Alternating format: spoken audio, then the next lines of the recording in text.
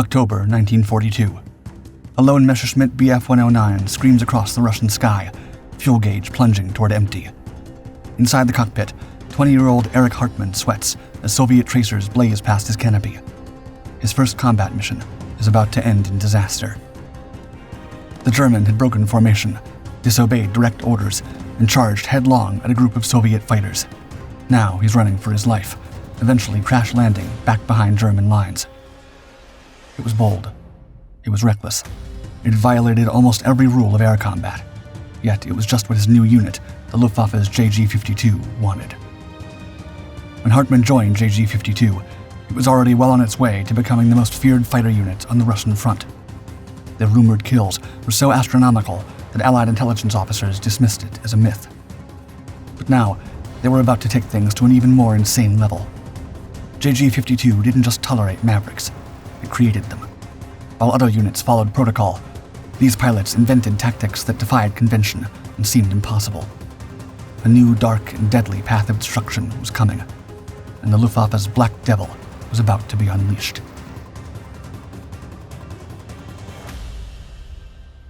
Preparing for war.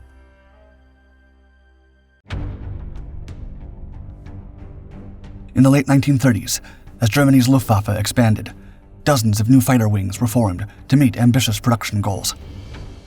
Among them was Jagdgeschwader 433, eventually redesignated as Jagdgeschwader 52, or JG-52.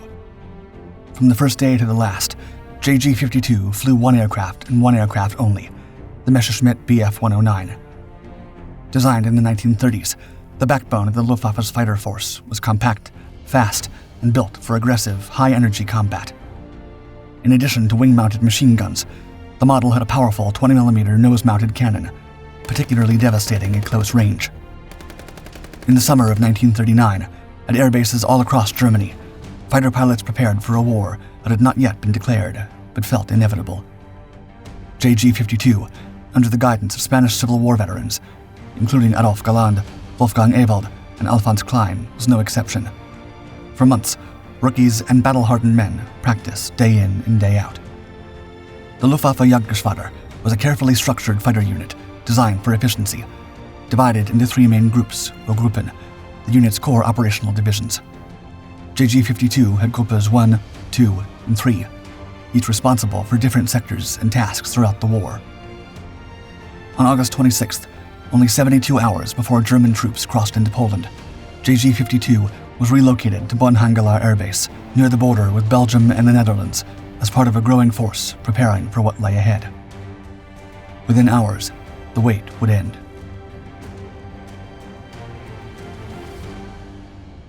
New faces.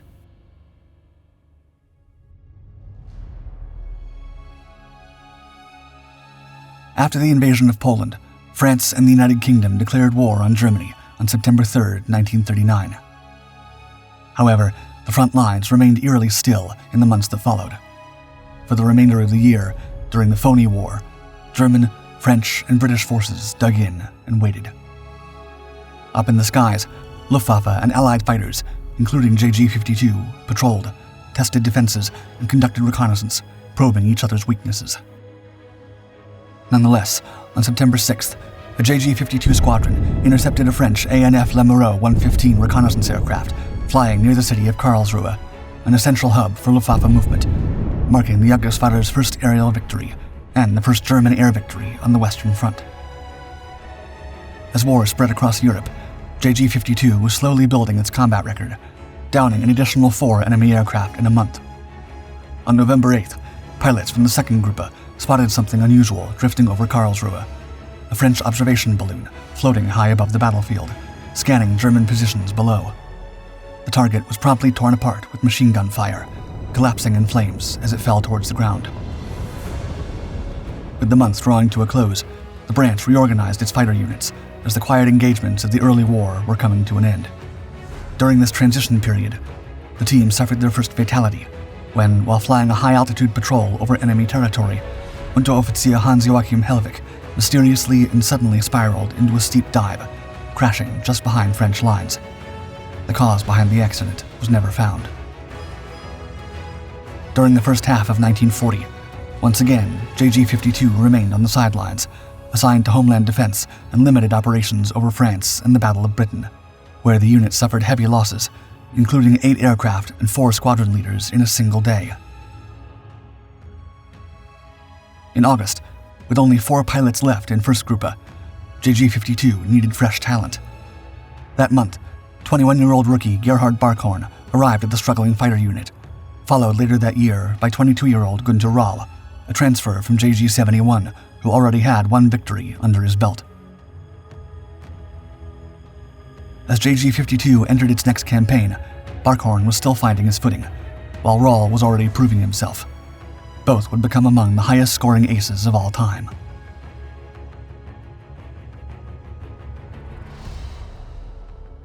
Breaking into the Soviet Union.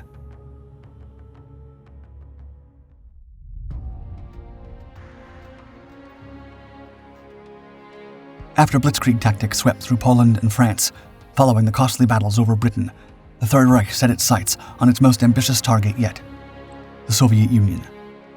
By then, the Luftwaffe was at its peak, a well-trained, battle-hardened force that had dominated the skies all over the continent, yet to suffer the wear and tear of prolonged war. On June 22, 1941, Germany launched Operation Barbarossa. As Panzer divisions surged forward, the Luftwaffe provided relentless air support, putting JG-52 in charge of the southern and central sectors of the Eastern Front. During these opening days of the surprise invasion, the Soviet Air Force, caught off guard and outmatched, was no match for the pilots of JG-52, who began to claim countless victories, tearing through formations of outdated Soviet models, including Polikarpov I-16s and MiG-3s. With this, JG-52's transformation into one of the most fearsome units on the Eastern Theater and the entire war began. On July 2nd, while flying his 120th sortie, pilot Gerhard Barkhorn scored his first victory, shooting down a Red Air Force DB-3 bomber. His tally would only continue to rise, and he became an ace a few months later.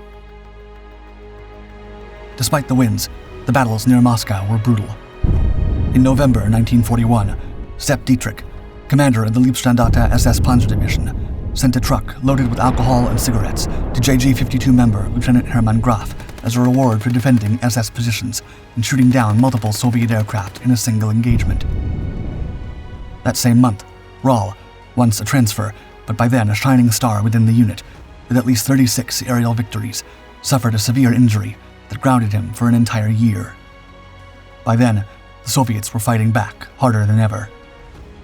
At first, the Soviet offensive unfolded just as it had in Poland and France. The 3 Gruppen of JG-52 were spread across the front, north, center, and south. They moved constantly from muddy fields to hastily cleared airstrips, keeping pace with the army's rapid advance. However, the 3rd Gruppe, operating over Ukraine, faced several unsuccessful missions, leading to frustration at higher command, with Hermann Göring himself sending a scathing telegram that stated, quote, "Your unit continues to distinguish itself by its failure to shoot down the enemy. Just how much longer are the Russians to be allowed to enter your airspace unmolested?" As the months of a seemingly endless campaign dragged on, the easy victories of summer gave way to exhaustion, attrition, and mounting casualties.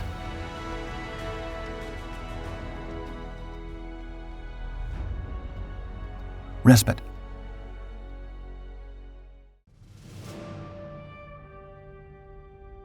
1942 came, and though Soviet counteroffensives challenged German air superiority, by spring, the Wehrmacht had regained control and prepared for the next phase of the war. The respite brought a significant upgrade for the men of JG-52, as the unit received the latest version of its trusted fighter, the Bf-109G, with a more powerful engine and heavier armament, perfect for the long battles ahead. By summer, Hitler's ambitions stretched deeper into Soviet territory. The following targets were Stalingrad and the oil-rich Caucasus, and the Eastern Front was about to become the most dangerous battlefield in history. Yet for JG-52, it was the beginning of something else. The new offensive led to significant changes within the fighter unit.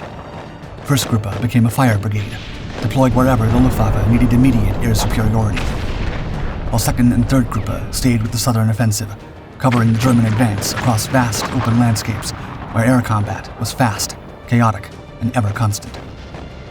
By June 1942, Hauptmann Helmut Bennemann scored a victory, taking JG-52's tally to a staggering milestone, 2,000 aerial victories. With this, JG-52 entered a golden era where the fighter unit would become known as the Ace Factory.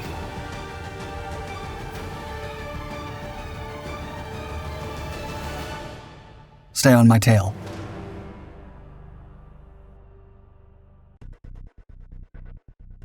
By October, German forces neared Stalingrad while the Caucasus advance stalled. The Soviet Air Force, now better equipped, fought back harder. But JG-52 had something the Russians didn't have: experience. With 3 years of war behind them, JG-52 was by then a well-oiled machine, where new pilots quickly learned that training meant little in actual combat. Survival came from learning from the men who had already skill and instinct alike. Fighters flew in Schwarm formations. Each pair, known as a rota, comprised a veteran leader and a wingman rookie who followed their superiors' every move. No one was more eager to learn than 20-year-old Erich Hartmann, who, after 2 years of training, arrived at JG-52 in October 1942, placed under the guidance of Oberfeldwebel Edmund Rossmann, an experienced ace with 93 victories. His first combat mission came days later, on October 14th. Flying as Rossmann's wingman, Hartmann spotted Soviet fighters and, eager to prove himself, broke formation against orders. But instead of scoring his first victory, he missed his shot and was quickly overwhelmed. Chased, outmaneuvered, and low on fuel, he barely made it back to base. Though his recklessness cost him a temporary grounding, by the next month, he had learned his lesson. On November 5th, upon spotting a Soviet IL-2 Sturmovik, one of the most difficult aircraft to destroy, instead of wasting ammunition, Hartmann cleverly aimed right at its oil cooler, the weak spot beneath the fuselage. From that moment on, he would fight smarter. Soon, the name Erich Hartmann would be known across the Eastern Front and the world. Legends.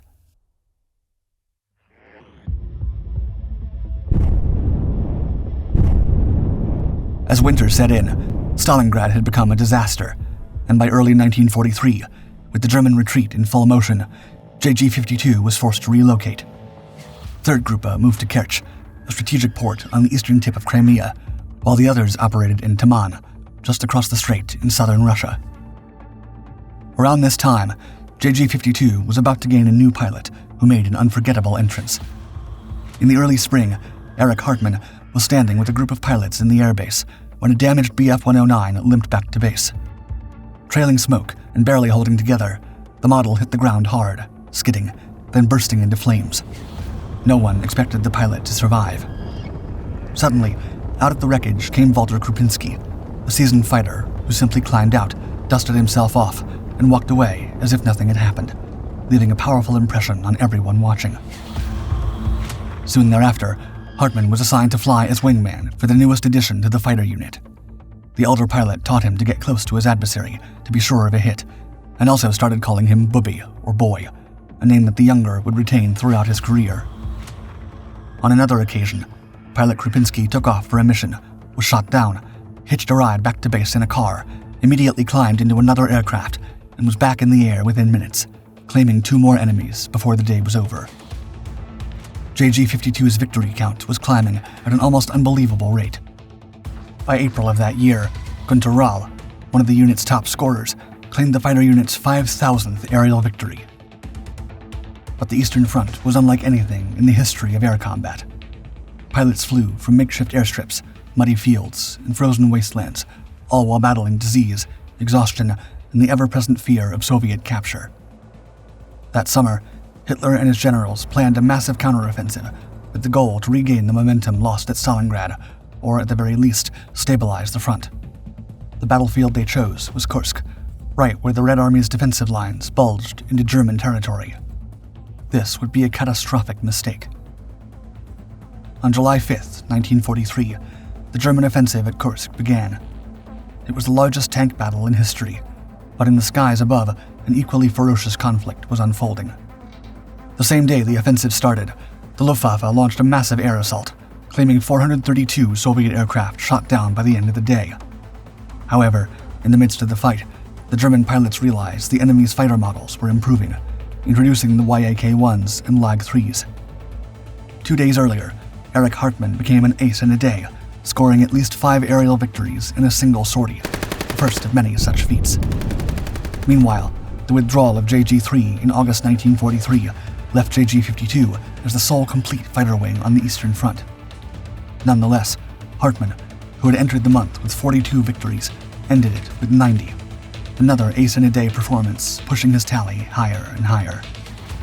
Word of his skill spread fast, and with it came a name: the Black Devil of the South. Stalin even placed a 10,000 ruble bounty on his head. Though pilot Hartmann began marking his aircraft with a black tulip nose design, when he realized that his reputation was making it harder to lure enemies into a fight, he had it removed. The victories kept coming as well for Rahl and Barkhorn, who each passed the mark of 150 downings, and by December, JG-52 had reached 8,000 victories, officially becoming the Luftwaffe's most successful fighter unit.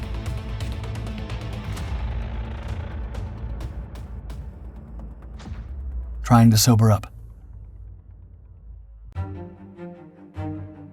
In early 1944, 3rd Gruppe of JG-52, the most successful unit, relocated towards central Ukraine as the Eastern Front grew more unstable. Their success drew suspicions from Luftwaffe Command, and an impartial observer was assigned to fly alongside them, tracking every engagement to verify their wild claims. In late March 1944, after the Führer learned about the exploits of JG-52, 4 of its most feared pilots, Hartmann, Barkhorn, Krupinski, and Wiese, were summoned to receive personal awards from Hitler himself. The excited pilots celebrated by drinking non-stop on the train ride to the headquarters, and according to Hartmann, quote, "By the time we got there, we were trying to sober up. Walter always stated years later that we had to hold each other up. We'd been drinking cognac and champagne, a deadly combination when you've not eaten in a couple of days. The first person we met off the train was Hitler's Luftwaffe adjutant, Major von Bellow, who was, I think, in a state of shock at our condition. We were to meet Hitler in a couple of hours, and we could hardly stand." By May 1944, JG-52, now operating in Romania, faced a new enemy: the Americans. Over the oil fields of Ploiești, the German pilots clashed with P-51 Mustangs for the first time as they escorted waves of B-17 bombers on their deep strikes into German-held territory. Unlike the Soviet aircraft they had dominated for years, these models were faster, better armed, and flown by skilled pilots. Meanwhile, the wider war was shifting against Germany. In June 1944 came Normandy, followed by Operation Bagration, which finally sent the Eastern Front into complete collapse. The end is near. By August 15th, with Soviet tanks closing in, 3rd Gruppe relocated to southern Poland, desperately trying to hold back the Red Army's advance. But even as German forces crumbled, JG-52's pilots kept racking up victories. On September 2nd, 1944, Hauptmann Borchers claimed JG-52's 10,000th confirmed victory, a staggering milestone considering the last 1,000 victories had come in the previous 4 months, despite the Luftwaffe being reduced to a fragment of what it was years earlier. As the new year approached, American and Soviet forces pushed so deep into German territory that they sometimes encountered each other mid-air, chasing down German fighters in confused, swirling dogfights. On April 30th, Hitler was gone, and only days later, Field Marshal Bernard Montgomery accepted the unconditional surrender of most German forces. But in the east, some units, including JG-52, were still flying. JG-52's final mission took place on May 8th, 1945, the very last day of the war. From an improvised airstrip in Brunn, Erich Hartmann took to the skies one last time. Spotting a group of Yak-9 fighters, he seized the moment when one Soviet pilot looped too close, unaware of the legend in his sights. Pilot Hartmann pounced, fired, and sent the aircraft spiraling toward the Earth, marking his and JG-52's last victory. Mere hours later, what remained of the fighter unit destroyed their own aircraft and marched into Soviet captivity. After the war, several JG-52 veterans played key roles in forming the West German Air Force. Erich Hartmann became a squadron leader, heading JG-71, the country's first all-jet fighter unit, equipped with F-86 Sabres. Günter Rahl rose through the ranks and eventually served as the country's representative to the NATO Military Committee, shaping air defense strategy during the Cold War. The Luftwaffe's JG-52 remains the highest-scoring fighter unit in history, credited with over 10,000 aerial victories. The Jagdgeschwader was a breeding ground for an unparalleled roster of elite pilots. Among its ranks were the 3 top-scoring aces of all time: Günter Rall with 275, Gerhard Barkhorn with 301, and the undisputed leader, Erich Hartmann, with 352. Hartmann later expressed, quote, "I hope nobody ever beats my record. I hope nobody ever has to beat my record."